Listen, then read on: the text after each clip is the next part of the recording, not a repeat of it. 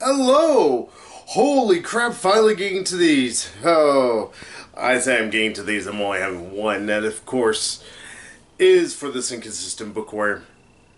Yes, My Hero Academia. Academia, I think is what I've also pronounced it as. I'm dumb.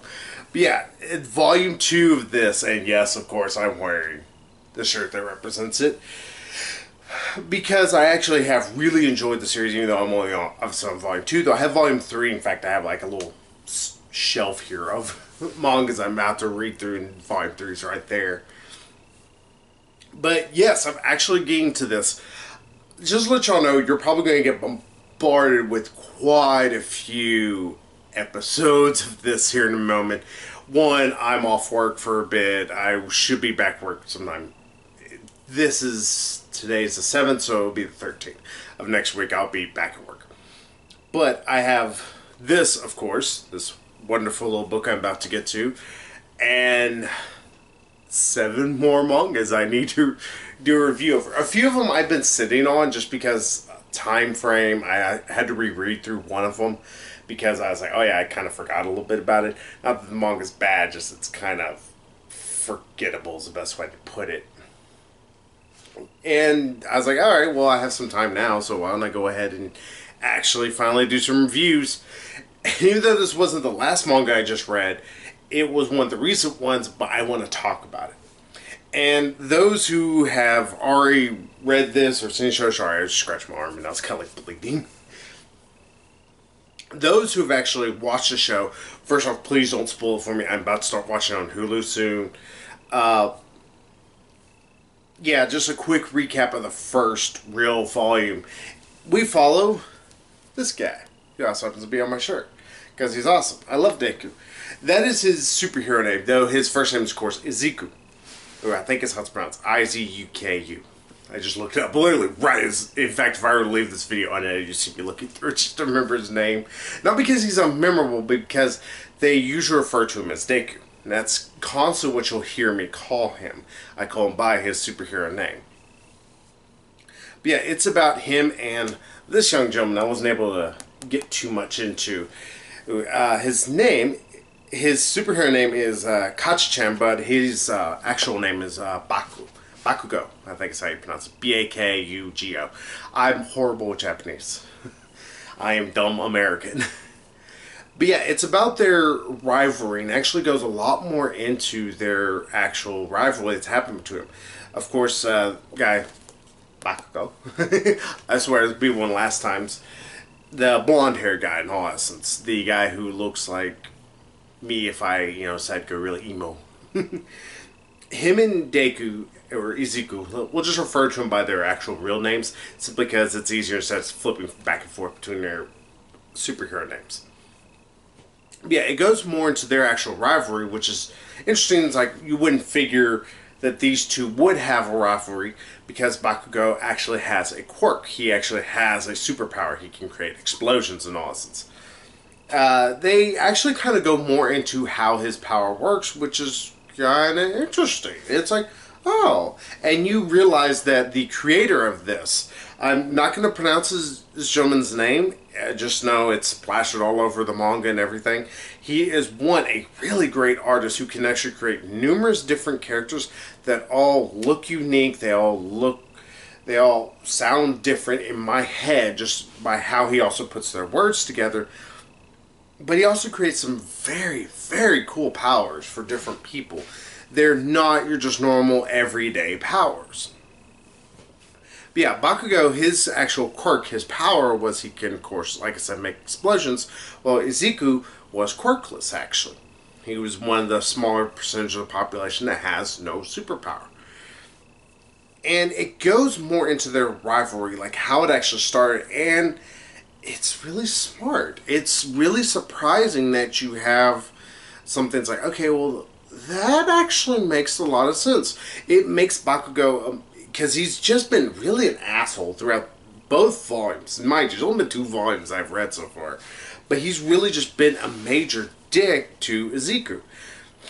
And you're like, well, why? And then you kind of realize, and it's not that it excuses it. Bullying of any kind is not excusable for any should, for any reason whatsoever, take a hit, Star Wars fans.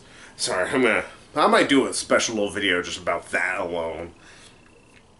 But yeah, you get to understand. It's like, oh, okay, so his reasoning for being so angry with Izuku actually kind of has a purpose. It's not something that anybody that is sane would agree with, but it makes him more relatable. It's humanistic in a way. That's the one thing that I think, tangent coming up, that's the thing I think some people are not getting with people who are saying, oh, well, Thanos is relatable. Like, even myself, I can say Thanos is relatable. Not that I would say, oh, we totally need to wipe out half of the population of the entire, or, universe. No, but more because it's not coming from a place of just pure I'm evils, but because there's actually thought, there's a method to it, there's actually some human traits to it, there's some emotion to this character, there's depth. There is many different things that you can go, okay, I can understand. And in fact, if I'm going to spoil a little bit of Infinity War, like, I'm sorry, I'm getting on a hell of a tangent here. One of the big sacrifices that Thanos makes, it's one of those times where I think that people can relate the most to Thanos.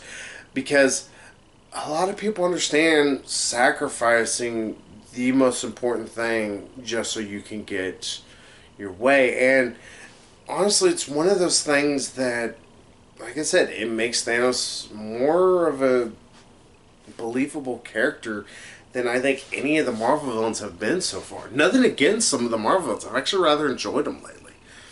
But getting back to My Hero Academia, or Academia, however I pronounce it, Bakugo, because of what it reveals about him, and because of what we already know about his character, this rivalry makes so much more sense, and it feels so much more personal, and it feels very real in a lot of ways. Now, to go more into this book, I would have to go into spoilers, and I want to try and save the spoilers from this manga. Not just because not because most of these reviews tend to be a little bit on the shorter side, but also because I want y'all to, read this as well, because it's fantastic. Long and short, too late. Long and short of this is a fantastic manga. I don't think that anybody would be remiss from reading it. I don't think you're going to be like, oh, I didn't change my mind. Because there are great characters, there is incredibly well done action, there's creative thinking throughout the entire thing. Not just on the part of the actual powers, but the people who have these powers. They constantly use them in unique and varied ways. I love constantly Izuku. I mean, come on, he's just this underdog, spunky little kid that I used to be. That with this tremendous power that he was given, thanks to All Might, the one for all power, because of this, he's pretty much gifted with one of the most powerful things in the world that he doesn't know how to be able to control. There is an allegory there, I'm pretty sure. I'm not going to look too much more into it until I read further into the manga, because it's just so fantastic. Especially considering you get to deal also with more stuff with All Might, with the fact that he has given away part of the All for One power. And I will say his character really comes into his own in here. Like the first one, he was a bit of a, hard, not really hard ass, but, he was, stern, but, true teacher. Ikaru, I think is how you pronounce his name, from Naruto. Naruto's first real, actual, teacher. Yes, I'm actually reading Naruto right now. In fact, I'm in the middle of Volume 1. I'm almost done with it. But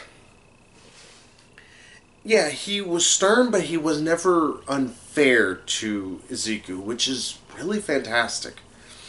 Now, do I have a problem with this book?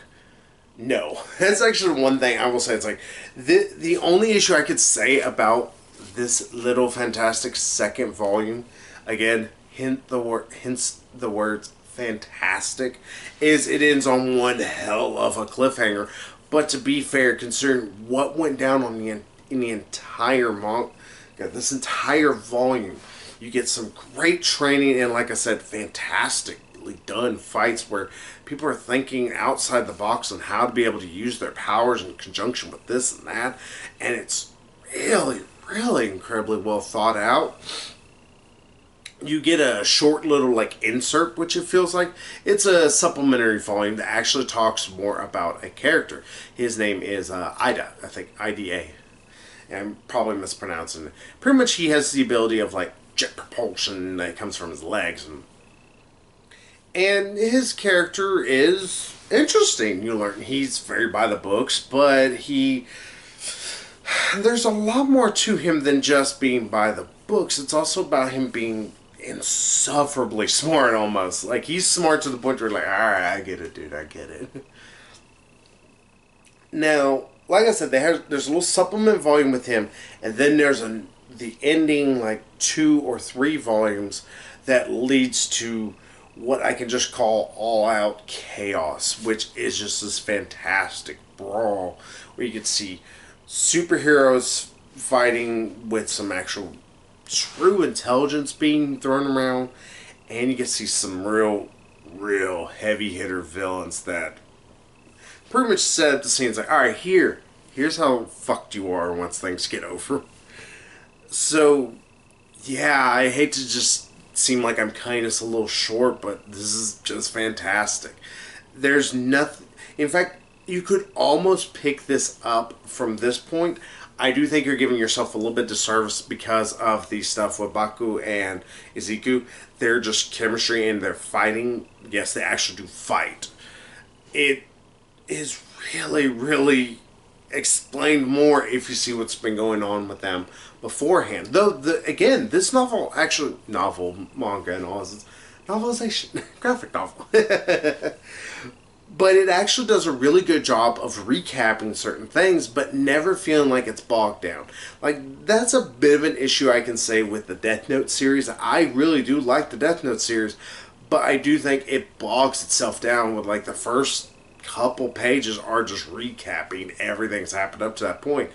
I fear reading chapter 12 or volume 12 simply because I'm like, oh my god, it's going to take 3 years just to finally get through all the backstory. I mean, it's good for people who are like me who don't read it, every time it came out, and I'm just picking them up when I can find them.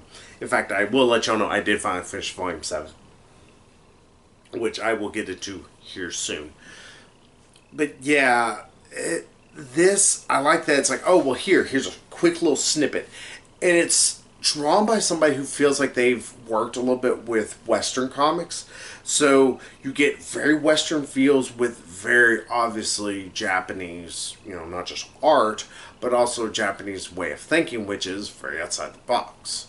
So, yes, go pick up My Hero Academia. I cannot pronounce it right. Academia, however it's pronounced. Go pick this up. Just, you will not be mad that you did. The only thing you will be mad about is if you missed it. And I will say I haven't watched the anime yet. In fact, like I said, I'm going to eventually start watching it. I'm not sure how true it stays to the actual manga. But go pick up the manga. It's not going to be a bad time. I spent a few bucks. Because, hell, you can find most of these for probably like $7 or $8. And that's well worth the price. Because if you really think about it, it's just like buying a graphic novel by the big two, Marvel and DC, and the fact that, hey, there's a $15, $20 easy, $10 brand spanking new at Barnes & Noble.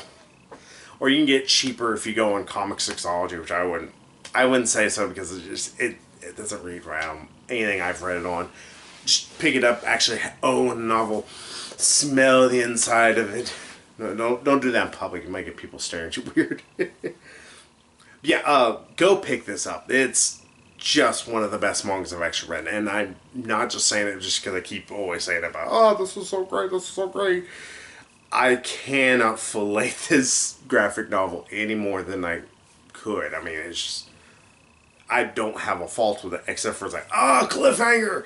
Yeah, I will just tell you, like, when I started this up, I was like, oh, I'll probably do what I do. I'll read like 30, 40, 50 pages, and then sit down for about a day, then go pick it up and read 30, 40, 50 more pages. And I just read one, just sat and read. Because it was a page turner, a true page turner. So, yeah, fantastic graphic novel. Pick it up.